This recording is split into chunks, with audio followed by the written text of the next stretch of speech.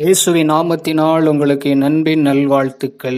அதனால் இந்த வேலையில் கூட பார்க்கும் பொழுது இங்கே சிலர் பயப்படுறாங்க. அவங்களுக்கு என்ன பண்ணுறார் ஆண்டவர், நீங்கள் பயப்படாத அப்படி சொல்லி அவங்களுக்கு அவங்கள தொட்டு பயப்படாதீங்க அப்படி சொல்கிறத பார்க்க முடிகிறது. என்ன அங்கே அப்படி சம்பவம்னு சொல்லி பார்க்கும் பொழுது மத்திய 17ஆம் அதிகாரம் 7வது வசனத்தில், அப்பொழுது இயேசு வந்து அவர்களை தொட்டு எழுந்திருங்க, பயப்படாதீங்கள் என்றார். இது என்ன சம்பவம்னு சொல்லி பார்க்கும் பொழுது இயேசு கிறிஸ்து அங்கே இருக்கும் பொழுது 3வது வசனம் சொல்லுது, 17:3 சொல்லுது, அப்பொழுது மோசே எலியாவும் அவரோடு பேசுகிறார்கள், அவர்களுடைய காணப்பட்டார்கள் சொல்லி இங்கே பார்க்கறது. ஒரு மேகம் அவங்களை சூழ்ந்து கொண்டிருக்கிறதை பார்க்க முடிகிறது.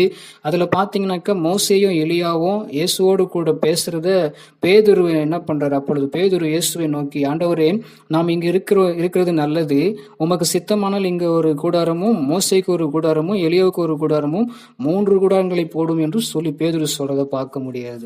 முதல்ல தெரிந்து கொண்ட பேதுருவா முதல்ல தெரிந்த சீசனாகிய பேதுரு தான் என்ன சொல்றாரு, பார்க்கிறாரு, அவர் கண்ணுக்கு தெரியுது. அவர் சொல்றாரு, பார்க்கும் பொழுது மோசே, எலியா, அதே போல இயேசு 3 பேரும் பேசுறதை பார்த்த உடனே அவர் சொல்றாரு, உனக்கு சித்தமானா என்ன பண்ணுங்க, நமக்கு ஒரு கூடாரம், எலியாவுக்கு ஒரு கூடாரம், உமக்கு ஒரு கூடாரம் நமக்கு இருக்கட்டும் சொல்லி இங்க சொல்றதை பார்க்க முடிகிறது. அப்படி பேசும் பொழுது ஒரு ஒளி வந்து அவங்க என்ன பண்ணிட்டு நேரிட்டது சொல்லி பார்க்கும். அது மாத்திரமில்லை, இவர் என்னுடைய நேசகுமாரன், இப்படியெல்லாம் சம்பவம் நடந்து கொண்டிருக்கிறது.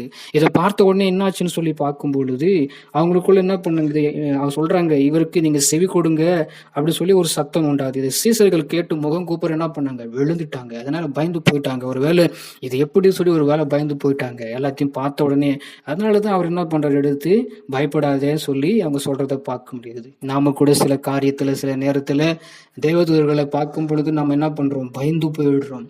சில நேரத்தில் நமக்கு வரும்பொழுது என்ன பண்ணும், சில தரிசனங்களோ இல்லை எதையோ பார்க்கும் பொழுது நமக்கு பயம் வரும். அதனாலதான் கர்த்தர் நம்மளை தட்டி திடப்படுத்தி, பயப்படாதீங்க, நான் தான் உங்களுக்கு வந்திருக்க சொல்லி நம்மளை திடப்படுத்துகிற தேவனா இருக்கிறார் கர்த்தர். அப்படியா நம்முடைய வாழ்க்கையில கூட அந்த மாதிரி ஒரு தரிசனங்களோ இல்லை தேவதூதர்களோ நம்ம முகமுகமா பார்ப்போம்னாக்கா ஒரு பெரிய ஒரு ஸ்லாக்கியம் தான் நமக்கு. ஸோ அதனால நம்ம அதுக்காக நம்ம பயந்து போகாதபடி கர்த்தர் நம்மளை தொட்டு நம்மளை தேற்றுவாராக. அப்படி இந்த வசனத்தை நீங்க விசுவாசிங்க.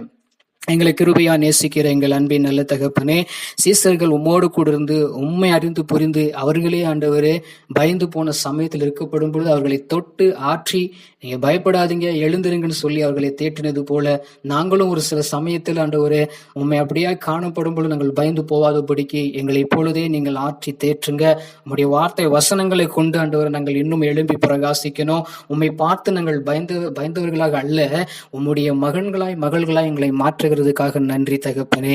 நீங்க அற்புதங்களும் அதிசயங்களும் எங்க வாழ்க்கையில செய்யும். இயேசுவின் நாமத்தில் ஆமென்.